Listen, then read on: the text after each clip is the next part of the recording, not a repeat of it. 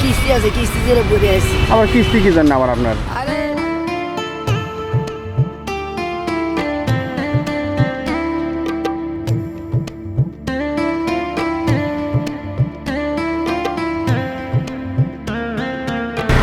ও চাচি, চাচি আসসালামু আলাইকুম। ওয়ালাইকুম সালাম বাবা। কেমন আছেন? এই যে কোনো বাবা, এখানে কি করেন আপনি? এখানে ওই যে না পুরানো কাপড় চোপড় কিনে নেই বেঁচে পেটটা চলে। আপনার পরিবারে কে কে আছে? কেউ নেই বাবা, কেউ নাই? ছেলে মেয়ে কেউ নেই। থাকেন কই রাত্রে?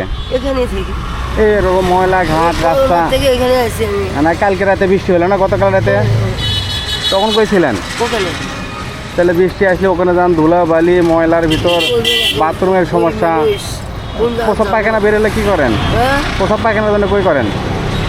এই ডিউটি তাহলে এটাকে জীবন বলে? কি করবো তো শোনেন চাচি, বলেন।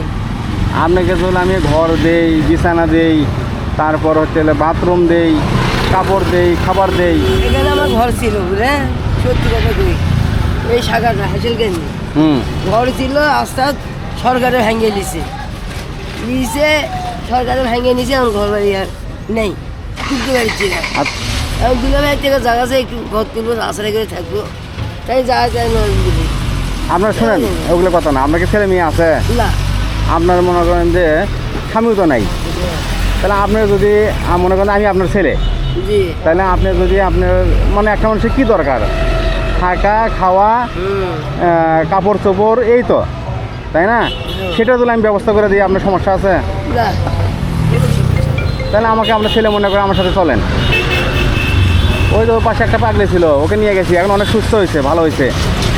তার প্রতিদিন গোসল করে দেওয়া হচ্ছে, শোনেন, তার প্রতিদিন গোসল করে দেওয়া হচ্ছে, খাওয়ানো হচ্ছে, মাথায় তেল দেওয়া হচ্ছে। আমার কিস্তি আছে, কিস্তি দিয়ে পড়ে আছি। আবার কিস্তি কি জন্য আবার আপনার? আরে আপনার কেউই নেই? বলে হিস্ট্রি মেলা ইন্ডিয়ান ব্যবসা করে গেছিলেন, যারা সেদিন মেলাটা আর গেছিলাম। বা তাহলে আপনি কার জন্য ব্যবসা করবেন? আপনার কেউই নেই তো ব্যবসা করবেন কি জন্য? এলে মোর হিস্ট্রির কথা শুনলে বাবা তোর হাত পাওয়া গেছে। বড় বড় 30 বছর বাড়িছি, 30,000 টাকা অপারেশন করে দিচ্ছি, 70 টিনে ঘর করে দিচ্ছি, বেটিক লেখাপড়া করছি, বেটিক বিয়ে দিচ্ছি, লোক আসছে না। যে আপনার কিস্তিতে কি এখানে নিতে আসে? না মোবাইলে বেড়ে দিই। ও, তাহলে তো আপনার তো সব কিছু ধরে গেলে আছেই। নিচে তো বলে নিতে হবে, আমার ঘর বাড়ি নাই, আমি বোনে এর কাছে থাকি, কথা বলেন না। আপনার ঘর বাড়ি নেই, কিছু নেই, আপনার কিস্তি দিল ওটাকে? আমার বোনে নেই, আমাকে দেয়, মায়ের কাছে কী করবো, সেটা দেওয়া লাগবে না। বোনের পাশে আমি অসহায় হয়ে গেছি, আসল কথা চলে। বোনের কামাটা খেয়ে খিদে, তো বোনের টাকা বোন দিবি, আপনি কি জান দেবেন? আমি নিয়েছিলাম রে ইন্ডিয়ার জন্য। তাহলে এখন আপনি ছিল ঘর তুলে দিচ্ছে, আপনি কোন দিতে তো আমি বাবার বাড়ির ঘর ছিল, শাখাটা বেশি দূর নয়, অর্ধেক ঘর ছিল, ঘর তুলে দিছে। এখন কী করবো, কিস্তি করে পড়ে দিলে আছে, আল্লাহ দেখা যায় না, ছেলে মেয়ে নাই। আজকে বোনের বাচ্চা কাচ্চা নিয়ে নেই, স্বামীরা পরে সংসার করি নেই, বোন আসলো, মাও আসছিল, বোনের মেয়ে আসছিল এদের জন্য। এখন তারা আমাকে চেনে না, কী করবো? তাহলে আপনার পক্ষে যাওয়া সম্ভব না এখন? না।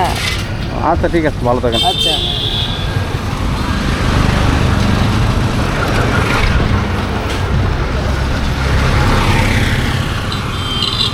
যারা আসলে ভিক্ষাবৃত্তি করে, এখান থেকে সেখান থেকে 2-1 টাকা ইনকাম করে, হাত চেয়ে চেয়ে টাকা পয়সা নেয়, তারা আসলেই আমার কাছে আপনার কাছে থাকবে না, ঠিক আছে? আসলে আমার দরকার একেবারে অসহায় অসুস্থ লোক, অসহায় অসুস্থ ব্যক্তি, যার কোনো টাকা পয়সা লোভ নেই, কেউ নেই, সংসার নেই, সন্তান নেই, মানে অনেক অসহায়। এরকম রাস্তাঘাটে যদি কেউ অবশ্যই পান, অবশ্যই আমাকে জানাবেন।